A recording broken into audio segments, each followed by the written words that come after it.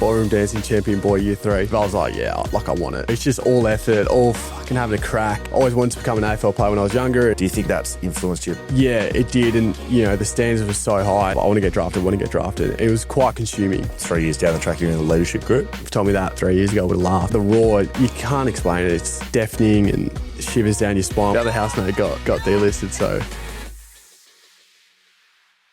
Okay, ladies and gentlemen, BackChat powered by Paywise in season 2025. We sit with, I think, with one of the great pickups of all time. It hurts. It hurts West Coast fans and probably every other fan that they weren't a part of it as well. Essendon gun. Nic Martin joins us. Hello, mate. Hello, how's it going? Good. How are you? Yeah, very well. Yeah, good. Going well. All right. Well, Nick, I don't know how many BackChat episodes you listen to, and it will be an issue we get into throughout the show is whether you're a back or a forward. It feels like you're maybe leaving the back line behind, but we can get into that in a little bit. It's too good for it. We ask the same question to every guest that comes on. First one, your greatest sporting achievement thanks to TABtouch. We know you can kick goals. We know you've been an outstanding player for the Essendon Football Club. And we know you can play AFL. I've seen that. Congratulations. Thanks. But we want to know what else you can do outside of footy. Your greatest sporting achievement, not on the football field while you're thinking. Dan Collins, great cricketer back in the day. Hill, you know Stuart Hill, being a Perth boy. Stuart Hill very well. Club, bowled 5 for 16 in a grand final. Police are still looking for me after that. We're missing out. Sirens in Melbourne. There's a lot of sirens in Melbourne. So 5 for 16 in a grand final, Stuart Hill Cricket Club. I was a state beach flag champion under 9s. Might not look quick, but I was.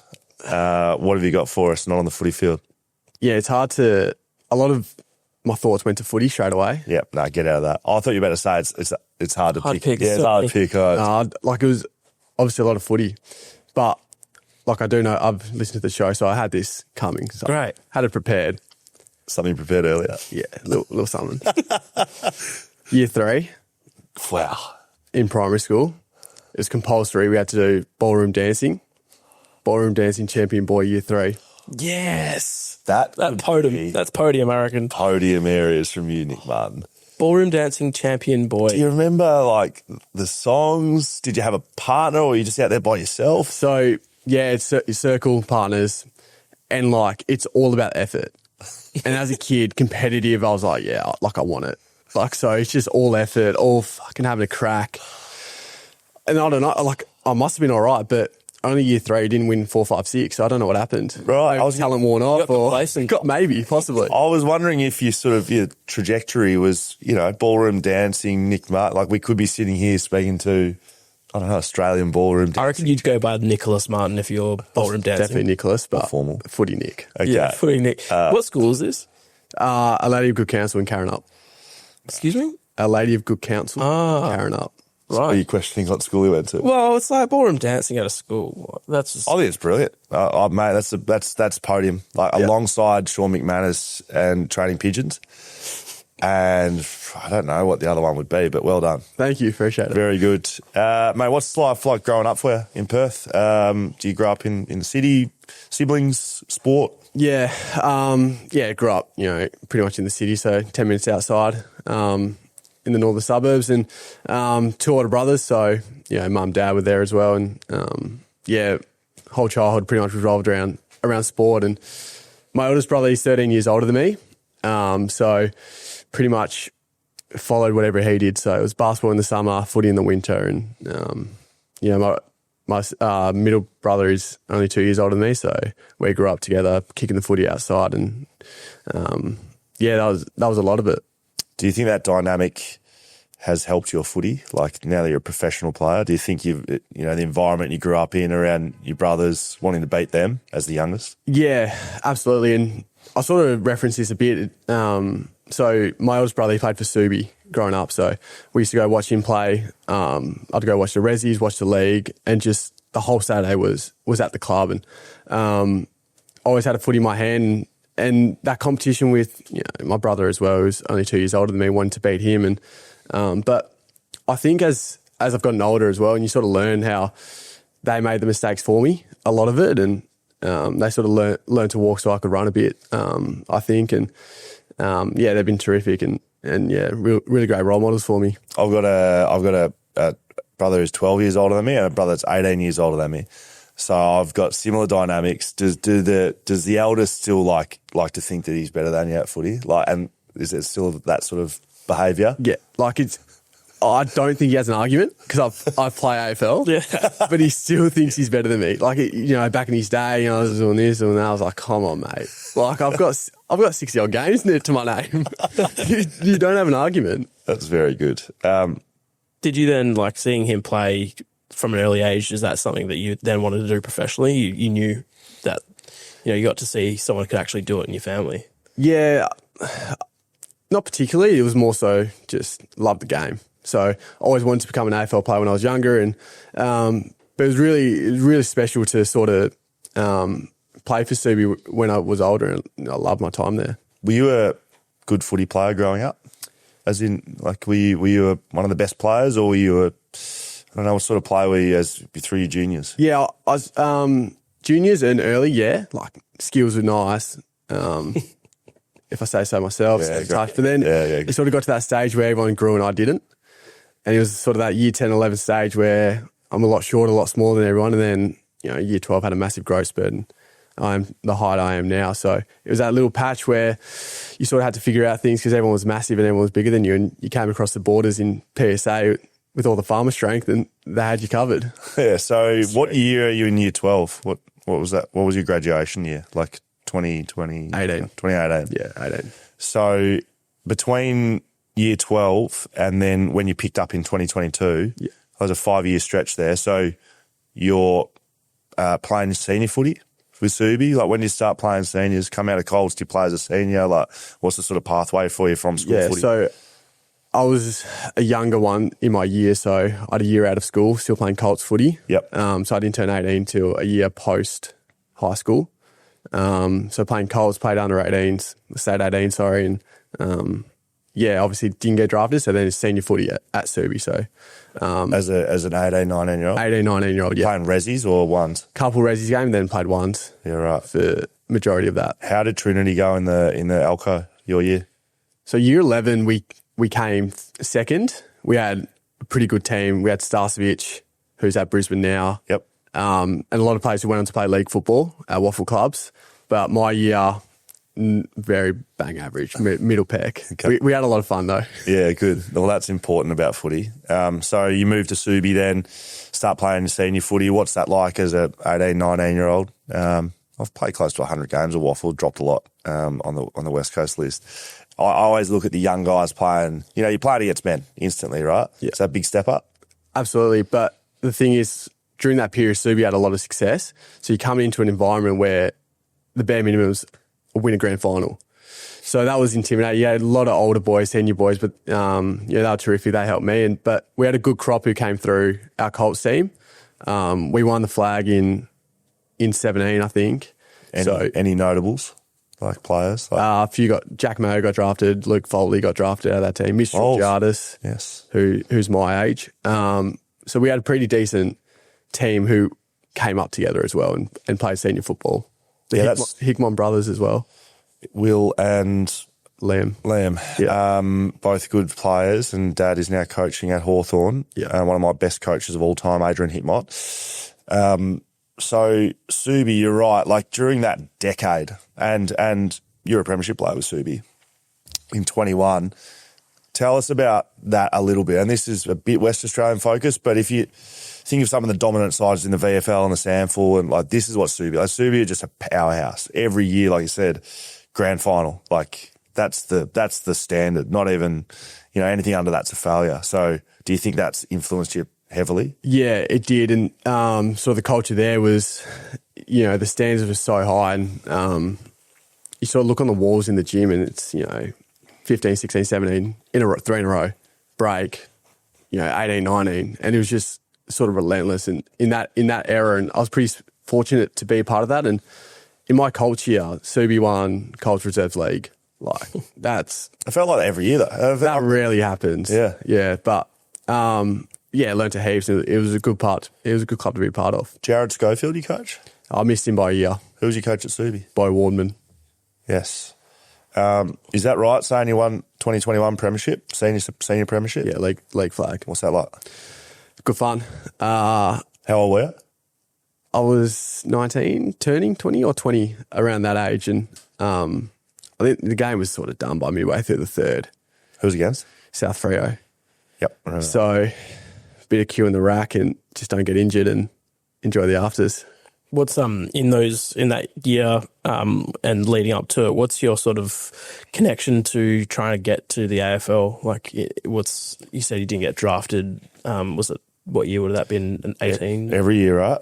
Yeah, well, 19, 20. Yeah, so you're nominating yourself to be drafted every year. Yeah, and there's always little chatters, little constant sort of, this club's looking at you, this club's looking at you, and nothing really eventuated. But that year, I don't know, it was a bit of a line in the sand moment where I went, I'm just going to enjoy footy. Because I've always had the focus of, I want to get drafted. It was quite consuming. But when I sort of stripped it back and really just enjoyed my time there and had a lot of fun, is sort of played good footy and it was interesting and it's hard to sort of explain. Like, I didn't have that ambition right there. I'm going to get drafted this year. It was sort of like, just see how the year goes, have fun, enjoy it, and it's good when the team has success as well. So, you fair to say you're putting too much pressure on yourself, do you think? Like, through 17, 18, 19? Oh, early days, absolutely. Like, relentless on footy and the pursuit of getting drafted and was very consuming. And but yeah, sort of strip it back and free myself up a bit. What's the disappointment like draft day when you don't get drafted? And was there a year in particular thought, I'm getting drafted here and then you don't? Yeah, it was sort of the COVID year, so 2020. So missed my draft year, played league football. It was only like 8 games or something, but I won the goal kicking for Subi as a 19-year-old. So probably that was a year where this was my best shot, but COVID, like 40 picks, just not the year. Is that right? That was something, 40, 45 picks. So shortened list sizes, and it was sort of that one, but that was probably, the year. What happens when you don't get drafted? What does it feel like? I know it's probably don't want to delve into it, but I don't know. What happens?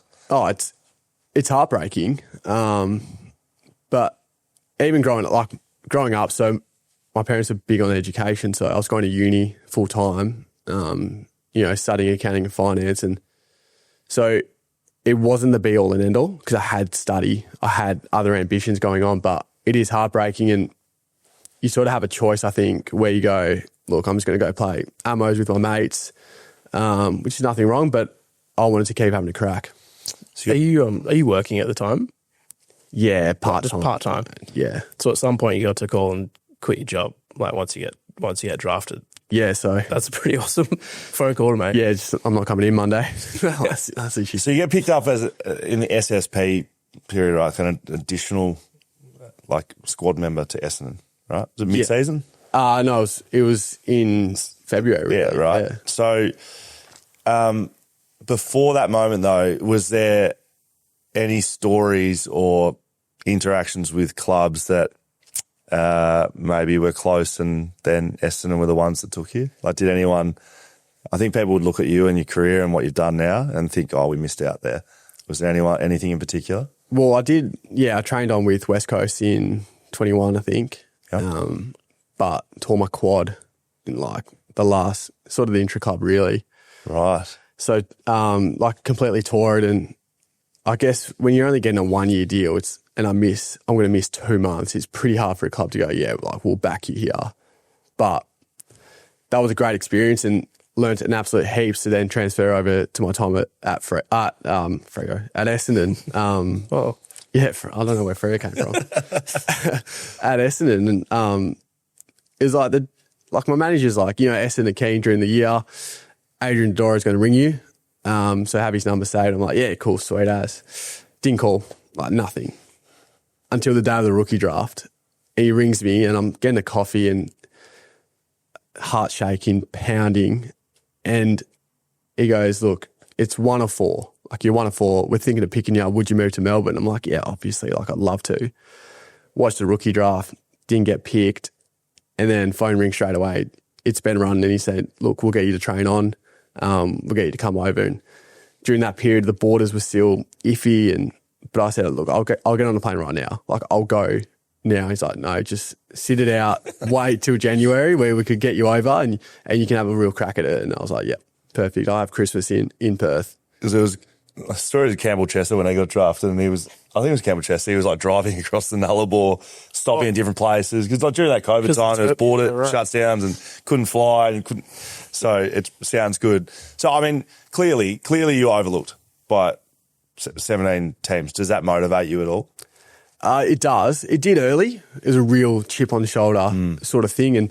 But as I've gotten on and using the system, and you sort of always just want to repay Essendon back and give them, you know, all my attention and sort of love as well. And like, I'm doing this for you guys because you're the ones that gave me a crack. No more so I'm going to prove you wrong sort of thing. That's interesting. So the mindset's changed a bit and getting a little bit more settled, and no, you can do it at the level. Your mindset changed from like, all right, fuck you, everybody else, to I'm going to really double down here at Essendon. Yeah, that's exactly right. So you get picked up then. What's the feeling like when that decision gets made? So you're training on with Essendon basically? Yeah, train on. Yeah. So living in Tullamarine, didn't have a car, so I'd walk to training and walk back home. Are you getting paid? Yeah, you get paid. Right. Yeah. Right. So no car, getting paid probably not much, training on. Yeah. And who calls you to say, mate, we're taking you, we're picking you up? It was so I played the intra-club, kicked 4 from a wing. So I think the writing was a bit on the wall, like, yeah, they didn't say it without saying it. They said it without saying it, and played a unofficial practice game against the Bulldogs, and post that, Adrian sort of just says, you know, yeah, we're signing you. Okay. As with Tex Wanganeen as well. Great. So it was us two. Overall feeling, like happiness, relief, something else? Relief was a big part. A lot of joy, but then, so I'm signed in Feb, and literally round 1's in 2 weeks. So you're like, It's crazy. your attention just goes straight to that, and like, all right, how can I get a game now? How can I play as soon as possible? So Pretty hard to get round 1 selection when you're even just a high draft pick, let alone like a train on. Like, so did you think that was a possibility at the time that you could actually play against Geelong that first game? Not during that period, but played a practice game against St Kilda, played well, and then there's a couple injuries, like Durham got injured, Will Snelling at the time got injured, so sort of the seas parted, and there I was.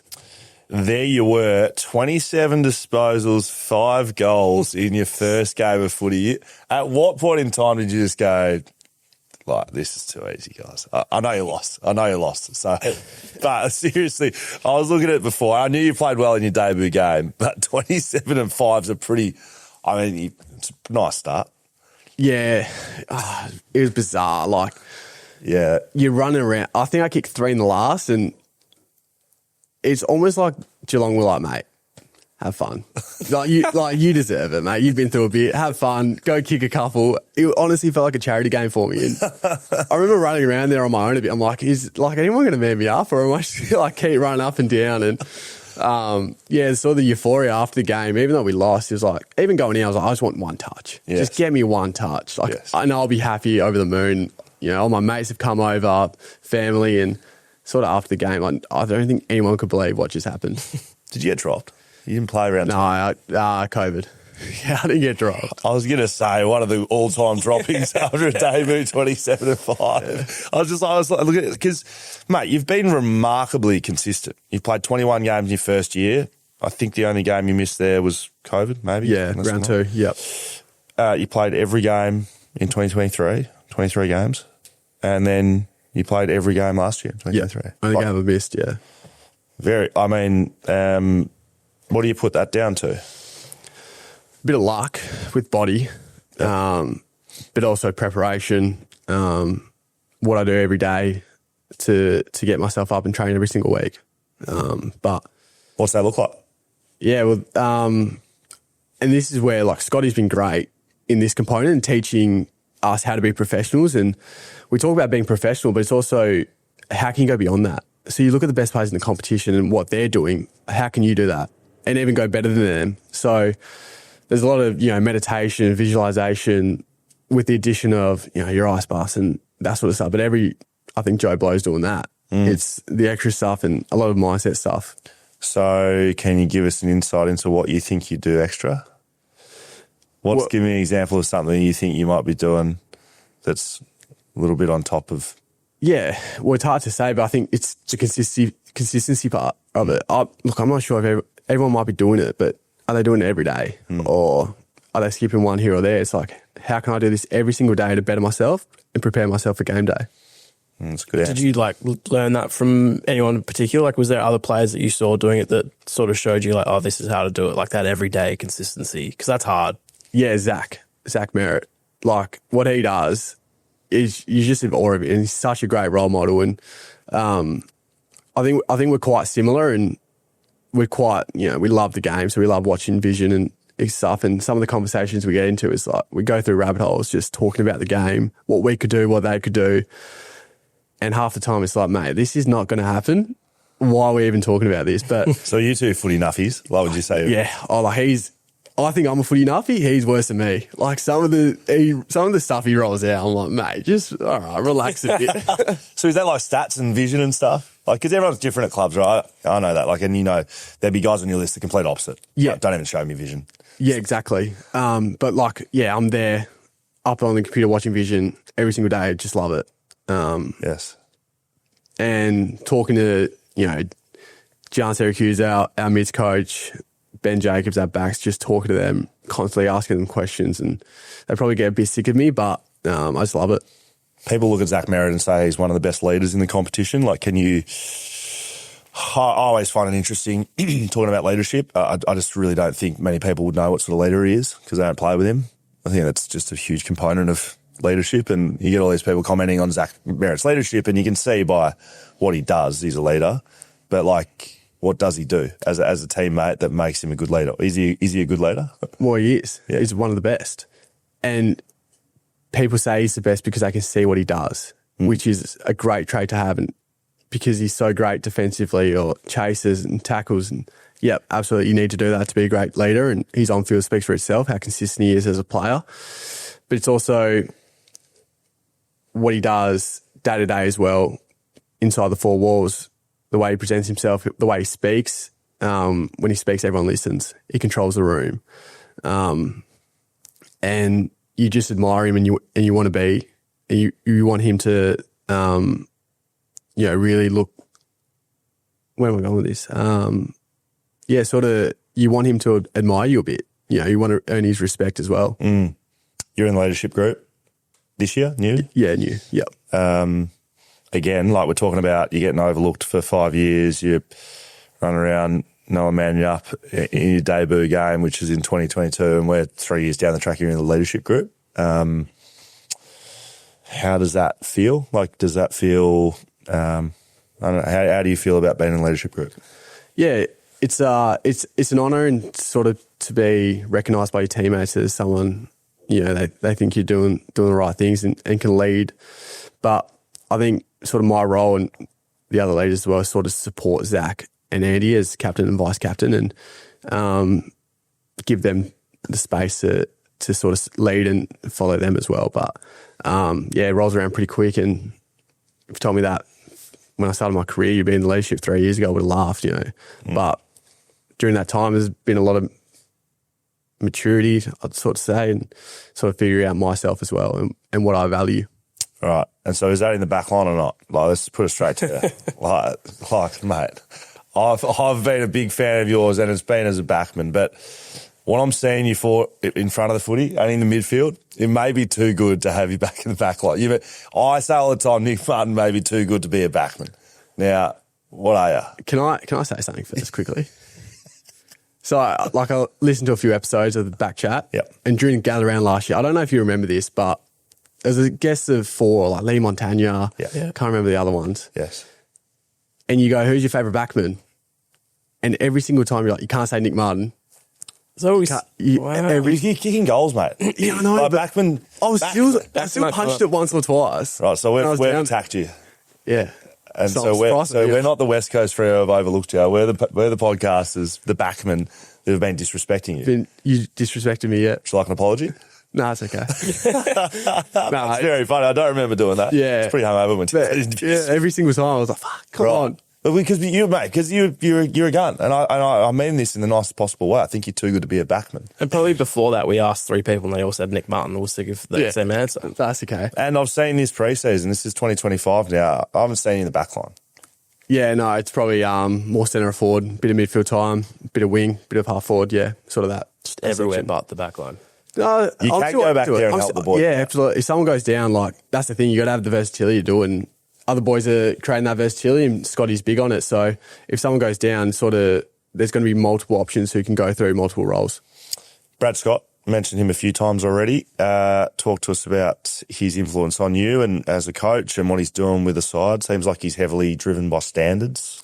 Yeah, he is. And I've sort of touched on it previously, being professional and what that looks like, what that means, and how can you go above that as well. But I think the biggest lesson sort of Scotty's taught me early in my career was, especially, my second year and third year was, and you hear it a lot, it's a cliche for a reason, it's control the controllables and that sort of stuff. And sort of my first year, you go out and think, I've got to have X amount of touches, kick X amount of goals. And it's like how he just stripped it down for me was terrific, and played a lot more consistent footy because of him. What's he like game day? He's the most motivational sort of operator. Right? So he starts his team meetings off really sort of calm and steady, and then he just starts getting fizzed up. As the meeting goes on, he's slamming whiteboards, he's getting the boys up. And you walk out of team meeting, like, you want to run through a wall for him. Like, it's incredible. And you sort of know, like, he's sort of got that urge. He wants to play. Like, he'd chuck on a jumper for you. And you're like, I want to play for that bloke. Sometimes you roll out a bit too early. I've played under coaches like that before, and sometimes they get, like, they want to play, like Woosha, right?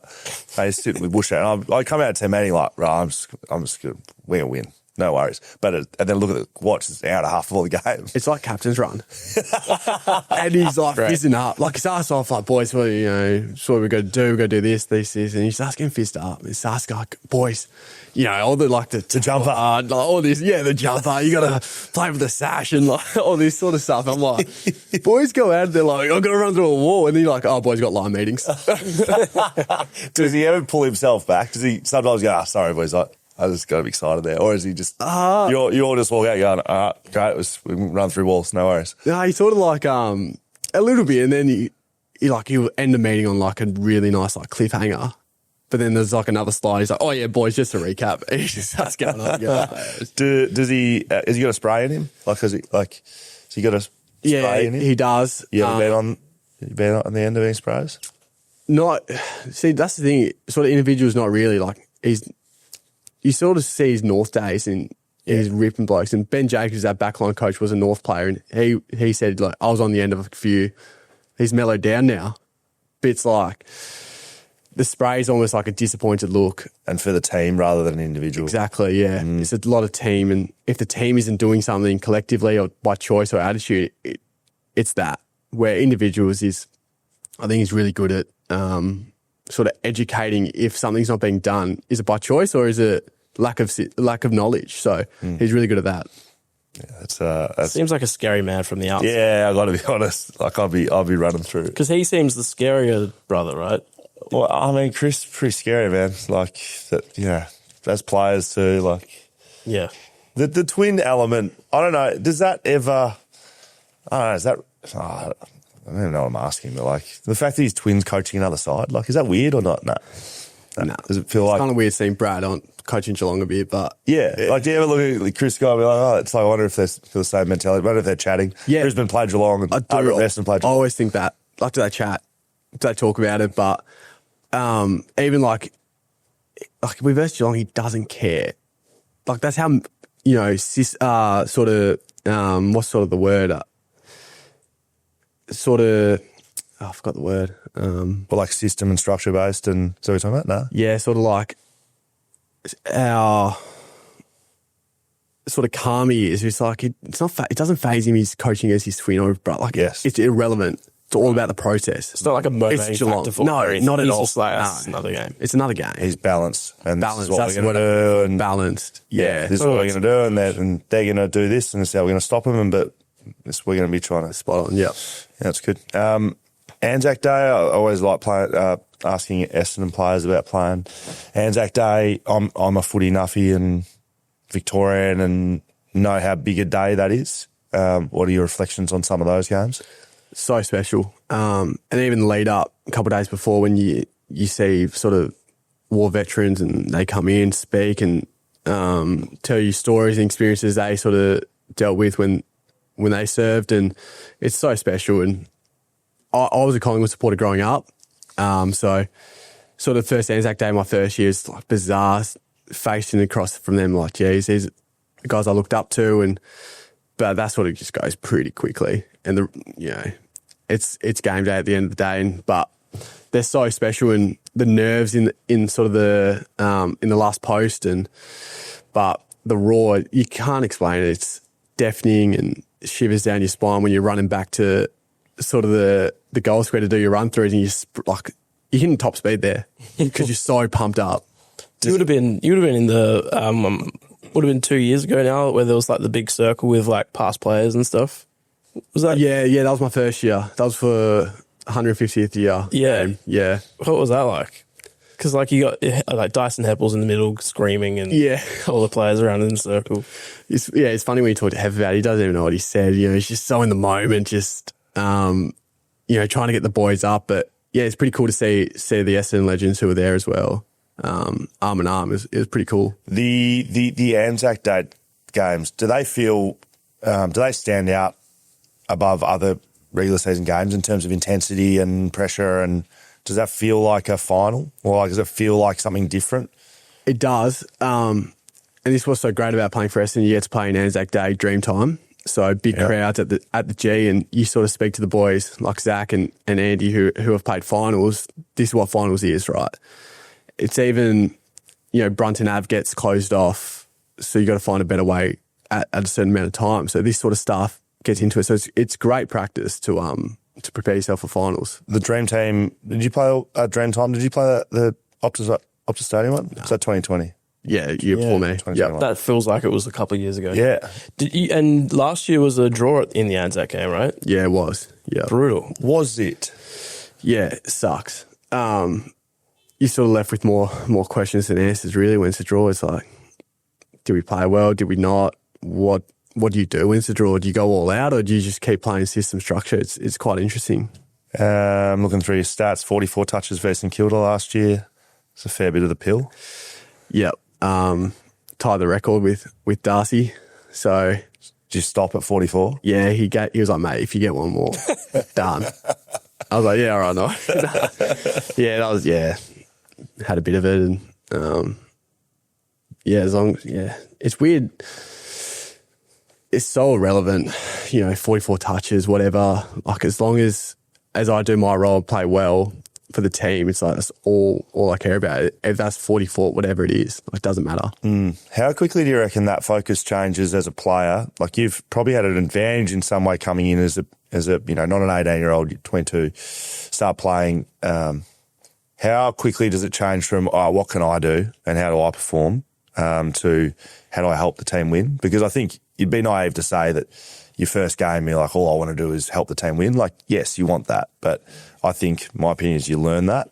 Like, how long has it taken you? Do you feel like maybe that's, just sort of happened? And that's maybe why you're in the leadership group is you start shifting to the team and how you help them win? There is a shift in so it's sort of the natural progression as a footballer and an AFL player. You get in, you just want to get a game, right? You get a game, you just want to play well. And a lot of that is revolved around stats. But what we value as a team and what Scotty values and what he's instilling into us is like stats are irrelevant to how you perform, how you play. So get that idea out of your head. It's not, if you have 30, it doesn't mean you play well. It doesn't mean anything, really. If you shank it 28 times, so what are we looking at here? And I've learnt this lesson, but first years don't learn that lesson straight away. So it's how can we sort of teach them and educate them on what we value as a team, which can progress their development. I think also because fans, like fans look at stat sheets and they're like, Nic Martin had 35 touches, must have played well, right? And so much of the conversation around teams and players are like is stats. Whereas within this inner circle of like a team, it's good to know that they're saying the opposite of that. Yeah, exactly. Sort of the average punter would just check the AFL app. Oh, we had 30, great game. Yeah. That's sort of it. Look, I think talking about fans and Rob, who's paneling today, big Essendon man,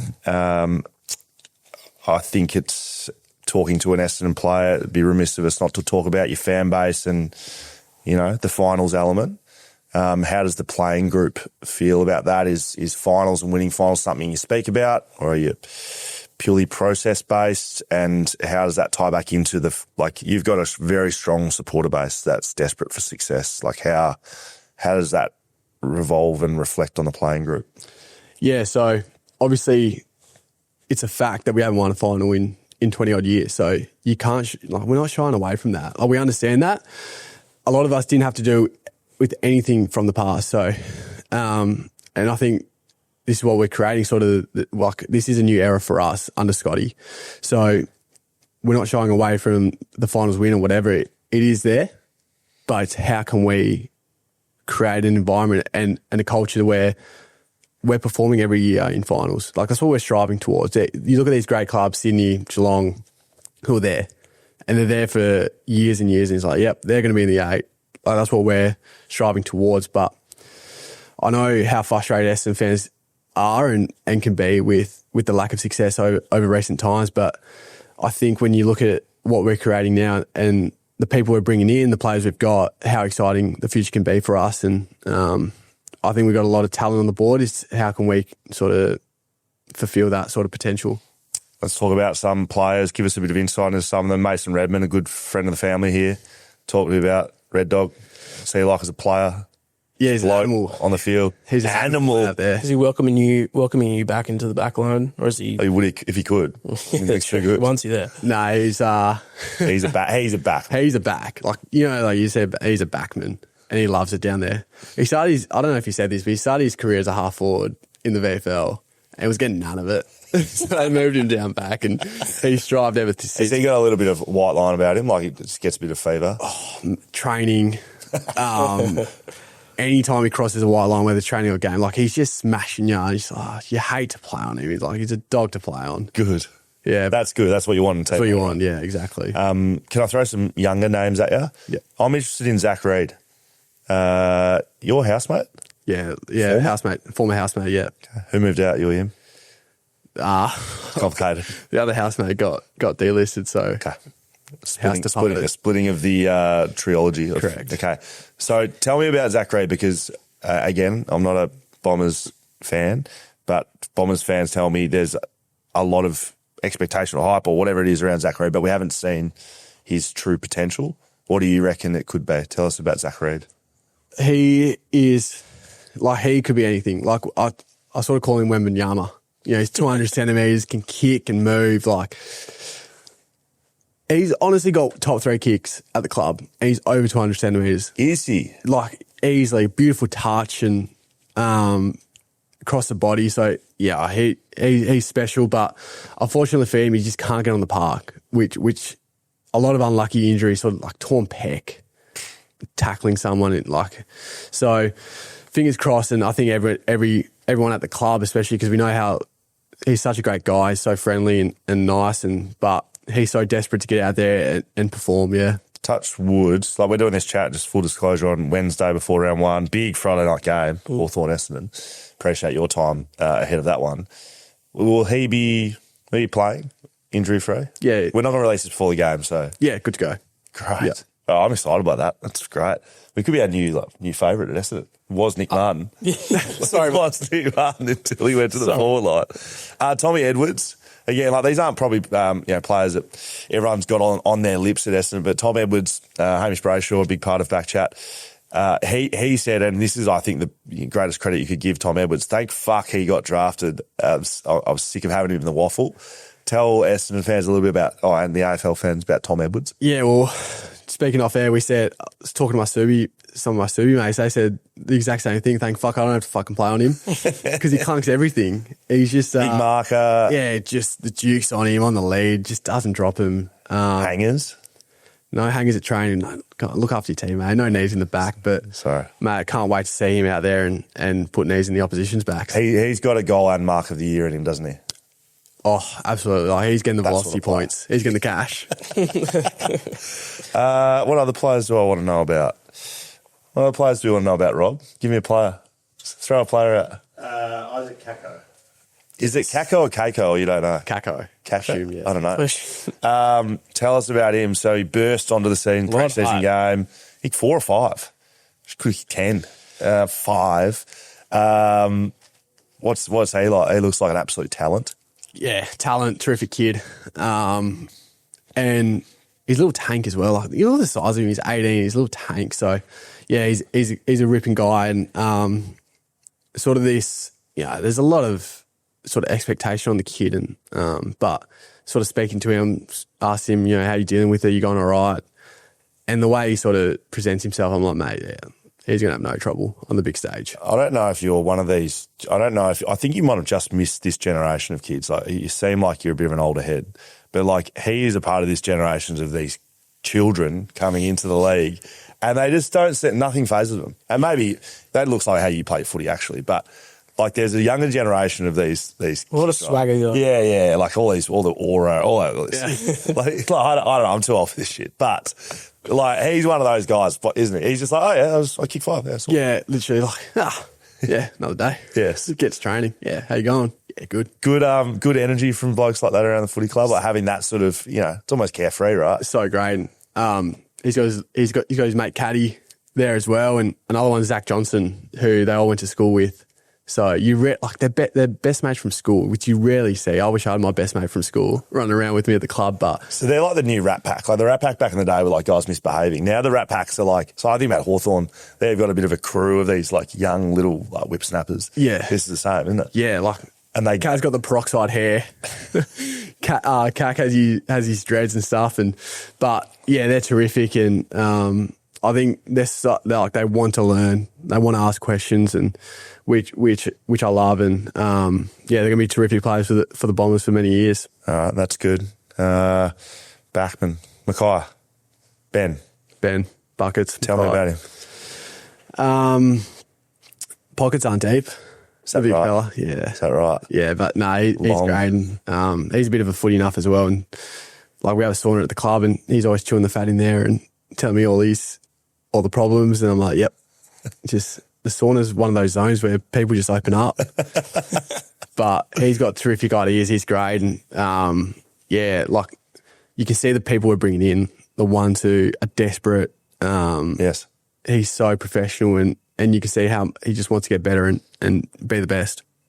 Sammy Draper. Oh, you're a phone. Yeah, there is a, I think it's one of the other officers. Just figuring out the teething issues around the office here at Melbourne. That's all right. It's probably been talked about a fair bit, but just like Draper, like rolling on the footy at the end of that game, was that talked about much In amongst the Adelaide? boys? Yeah, Adelaide, yeah. Yeah, well, it was a good gag for the change rooms, and then it's almost like a bit of realisation, like, geez, like, mate, what are you doing? Like, it was funny for 30 seconds post game, and then we were like, mate, what the fuck are you doing? Like, honestly. But yeah, he's terrific. He's such a barometer, and such a bubbly, friendly personality, which you need in the club, because he brings that energy.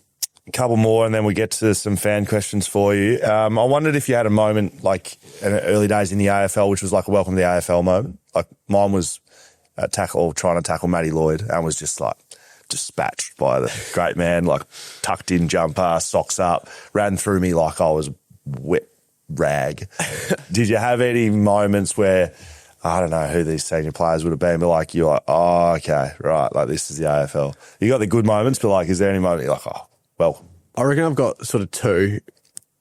The one where we played Richmond Dreamtime my first year and just got smacked, and like, these guys were flying, and like, how are they so good? Like, they just dominant. Like, it felt you could not go anywhere, you couldn't run. You just ran into them, they tackled you hard. And it was like, if this was AFL is, this is fucked. Yes. But another one, like, playing on a wing, you barely touch anyone really. Sort of shake hands with your opponent, see you at the end of the day. So I'll go run this way.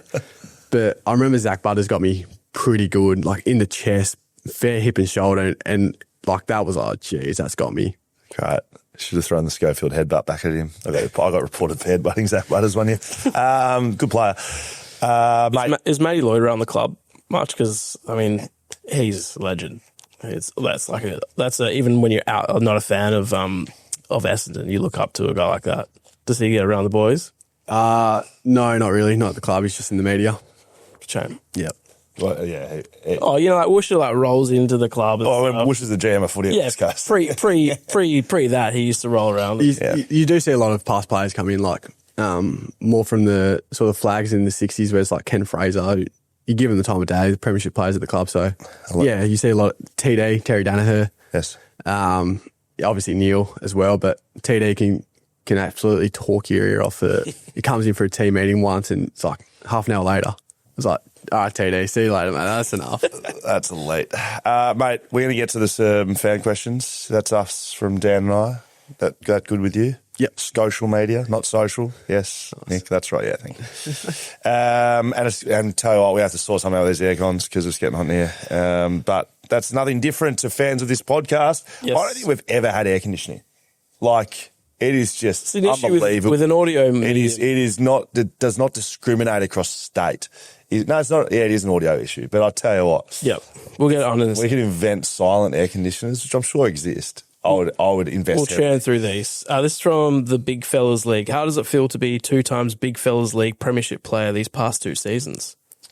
And what's that fantasy issue? I have no idea. Yeah, I did check it. Can you repeat that? How does it feel? Hang on a sec. How does it feel to be a 2 times Big Fellas League premiership player these past 2 seasons? How does that feel? I just assumed you were like in the I assume that sounds like your sounds like my league. Do you play fantasy footy? Yeah, like in high school. Could that have been it? Are you a 2-time premiership player? Well, how's it feel? This is established 2021 best draft comp in the land, apparently. I don't know. There you go. I thought you knew. Do you play fantasy footy? Oh, no, not anymore, but like maths in high school, 60 minutes I was on fantasy with Would mates. you? Okay, just say you did play fantasy. No, actually, you don't play fantasy. No, not anymore. Would you have you in your side? Well, I play fantasy. Should I have you in? More super coach, I reckon. I don't like super coach. This is from John Dawson. What can the waffle help? How can the waffle help young players develop quicker? Yeah, and I think it's a hot topic where is 18 too young for blokes to get drafted because of the maturity levels. But I think when you're in a system and the environment in the waffle and like they're all terrific clubs with great values, they sort of instill into you like Subi did to me. So yeah, it's a great comp. It's hard. There's a lot of good players running around. But yeah, it's a really good opportunity to learn your craft as well. I've got a question, Dan, for social media. Yep. Apparently your old man is one of the great tweeters and is very much appreciated and respected within Essendon fan groups. Notorious tweeter. Right, how do you feel about that? We've had the conversation, and my brothers especially sort of sat him down, had the conversation. So Put some guidelines in place. Guidelines. He knows exactly what to tweet, what not to tweet. But yeah, like he throws out laughing emoji face like it's nobody's business. But yeah, like mate, he loves the club. He loves footy. So Yes. he's all for it. I had to have a conversation with mum in my first or second year. Because what happens with, and you'll know this, Nick, is your parents just become instantly invested in the football club. We get drafted. Like, I don't know who he went for as We're all Collingwood supporters, yeah. Right. He would go for Essendon now. Loves it. Right. So that's what happens for parents. Like, and so for me, drafted West Coast, mum and dad and my whole family Geelong supporters instantly become West Coast fans. And at that time, 2007, there was a lot of off-field issues, culture questions, and the media were just Don't remember that. And in the Victorian media especially. Anyway, mum's got on one day, SEN talk back, teed off. Like, you don't know anything about the club. Like, my son plays there. Just fucking ripped, I don't know, whoever, Jared Waitley equivalent to pieces. And it was everywhere. And I've copped it over in the West. It's on the back page of the West. Will Schofield's mum defends football club, which was brilliant in concept. But like, You can just laugh about it now, but- didn't put me in a great position as a 17-year-old, just trying to get a game amongst some of the greats. Yeah. And I had a very stern conversation around guidelines for Mum that involved, please don't ever enter the media space ever again while I'm playing. Radio's banned. But she'll be listening to this and she'll remember that. And she's very, very concise with her opinions. It sounds like maybe her and Greg, your father, would get along. Greg would get along. Yeah, that is good. If Mum had Twitter back in the day, it would have been Oh, patrons. gosh, that would have been good. This is from Roberto Chavez, 9. Who's your favourite Subiaco teammate? Favourite Subiaco teammate? John Ferroni. We were literally neighbours. So lived across the street from me and to and from training every single time in the car. He's one of the best. Little crafty left footer, sneaky forward. So, he's the one. Good. There you go. And the last one here from Tappy95. How does Nick like his eggs? Sincerely, the Eggman. Poached. Right. Yeah, poached. Plain and simple. Yeah. Mate, been brilliant chatting to you. I think Essendon fans and AFL fans would have enjoyed your story and journey. Good luck for the future. Hope that involves winning finals. We all think that, but that's what every AFL player is trying to do. Been great chatting to you. Don't forget the backline, mate. Don't forget where you came from. Yeah, never. I'll always punch the ball once or twice in a game, hopefully. My man. Please. All right. Nic Martin, ladies and gentlemen. Thanks for that, mate. You can follow us on BackChat _. You can get in touch. You want to send Nick or other guests a question, hello@backchatpodcast.com.au. Thanks to our supporters and sponsors. Paywise, powering the podcast in 2025. ID Athletic, Whippersnapper Whisky, Mamba Digital, TABtouch, Shelter Brewing Co, Leaderville Precinct, On One Services, Plumbing and Electrical, as well as Camera Electronic. Can we add air conditioning? Like, what's that? If you are listening, Fujitsu, we're Mark talking. War. Is it Mark War? No, Mark Taylor. Mark Taylor. All right, Mark Taylor. Fujitsu, who else? Throw some air conditioning names at me, Rob. They sponsor Essendon too. Fujitsu, Okay. sponsors of it. Trying to weasel. Can you, mate? This has just come up now. This is our podcast now. Trying to weasel. Can you? We could have just this episode sponsored by Fujitsu. Yeah. If they put an air conditioner on it. I'll send my contacts at Fujitsu. Have you got the CEO's number, maybe? Oh, and how CEOs. Thanks for knowing Nic Martin. Okay, see you later. Yeah, cheers.